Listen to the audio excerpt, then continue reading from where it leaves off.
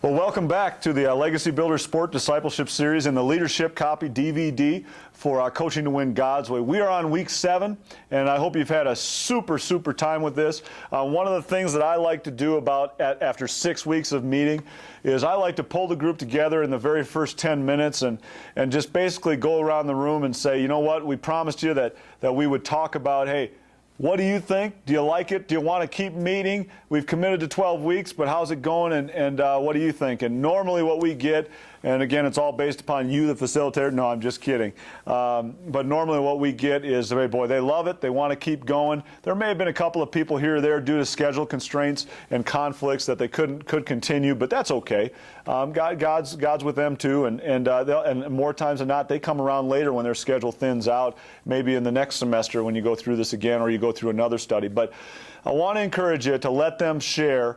Do they like it? Is it enjoyable? What's good about it? Don't want to hear them complain. Okay? Don't want to hear, well, how would we fix this? That's not the meeting for this. Just want to, again, encourage one another. And then also ask them to ask you what you think as the facilitator.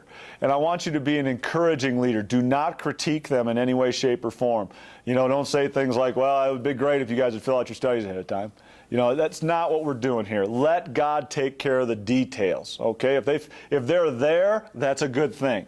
And I want to encourage you when they ask you just to be honest, but tell it and build them up. Say, you know what? I've loved being a facilitator of this group. I can't wait to do the next 4 or 5 weeks and to see what God does in your lives. This has been such a blessing to me, or whatever the Spirit's moving you to do. Also, I want to encourage you to continue to pray and do prayer requests. This is also a great time to open it up and maybe spend this week just talking about prayer and what's God doing in their life and how the lessons impacted them. And, you know, just kind of, if it goes 45 minutes, it goes. You know, and that's okay. And just tell them, hey, we'll cover week 7 next week. But again, can't do that very often, not more than one time, because if you do, then you'll be there for about 6 months. And, you know, you need to keep moving too. So anyway, well, let's talk about week 7, taming the tongue. This is one of my most favorite lessons because this is probably the one thing I had the most difficult with as a coach, and hopefully I've grown in that area. But this is an ongoing battle for so many coaches, and I want to tell you, it's not just the cussing or the swearing that's difficult. It's the tone of voice, and it's the sarcasm.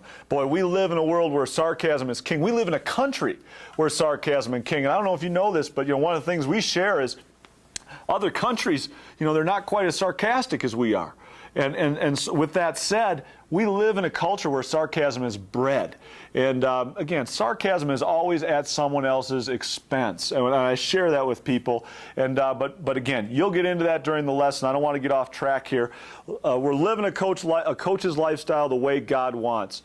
Nothing can discredit a Christian faster than something that comes out of their mouth that is not of God.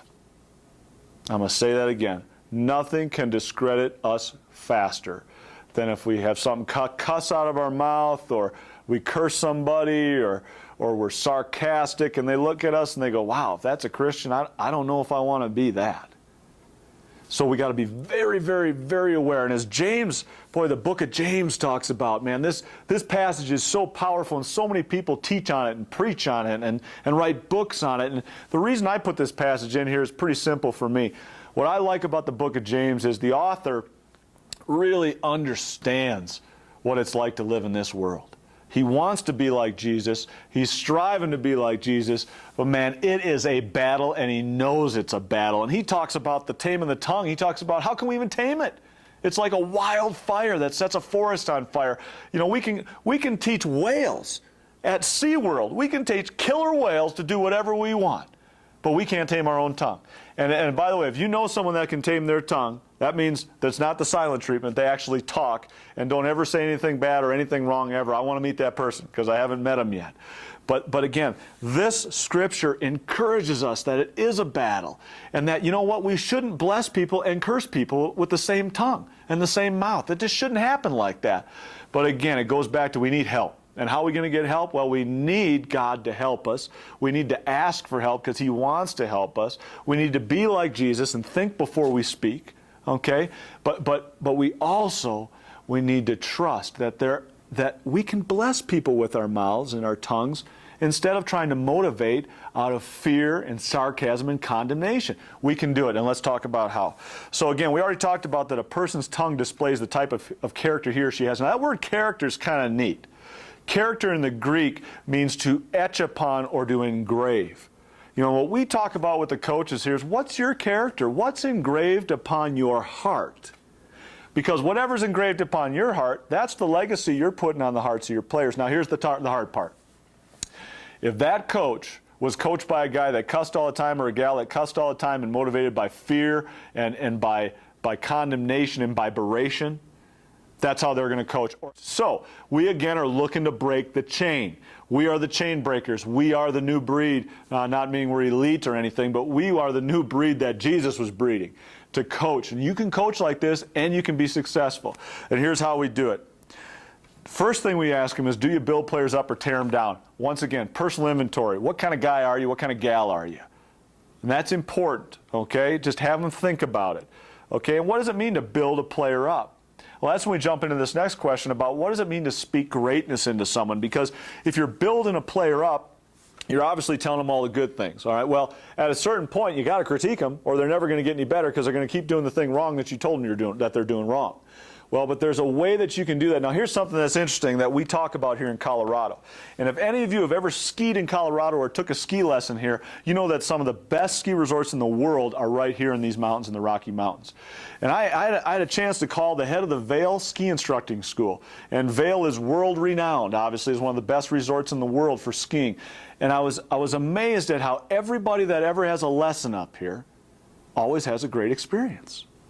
They never walk away feeling negative. So we talked a little bit, and this guy, he told me that, you know what, we spend a lot of time with our new hires, our new instructors when they come to Vail, on how to give feedback. How powerful is that? If I'm on a chairlift and I look down, and this happened a little while ago, I saw a ski instructor with some little kids, and they were doing things to teach them how to transfer their weight. They were doing Arnold Schwarzenegger goes down the hill, and he had them pumping up their muscles when they were going up the hill, and then when they went down the hill, they were flexing their muscles. He was teaching them in a positive manner how to transfer their weight and their balance. Well, it was funny. Ironically, right after that, a dad and his son, I'm assuming it was a dad, because no one else could talk to anyone else like this. This kid's coming down the hill, and the dad stops, and he's screaming at the kid, "Turn, turn, turn!" The kid has no idea how to transfer his weight. The kid's feeling afraid because he can't turn, and he doesn't know what's going to happen if he does or doesn't. And the dad's frustrated because he's up there and he can't get his kid to do what he wants, and they're not enjoying skiing together. Well, that's a great microcosm of a lesson for what happens to coaches. And, you just yell at kids, out of fear you get them what to do, to teach them what to do, instead of giving great feedback that's useful, but also makes it fun and enjoyable. Now, here's where I'm going with this. Speaking greatness is a lot different than giving somebody a personal compliment. The coach that yells all the time, screams all the time, guess what players and kids do to those kind of coaches? Well, they tune them out. And again, I want you to share this, and I hope you will. They talk about this with your coaches at your study. The other thing that happens, though, is what about the coach that always says, "Hey, good job, way to go. Hey, that's the way to do it. Hey, that's just what I was looking for, super job." Well, I was one of those guys because I went the other way. And all of a sudden, I had players going, "No, I didn't do a good job that time, Coach. You always just say that." So they were tuning me out because I'm always Mr. Positive. So again, you need to coach your players' hearts. We're not looking for behavior modification. We're looking for change in your heart, that you want to speak greatness into this player because you're concerned with what they're going to be like 30 years from now. So here's what I mean.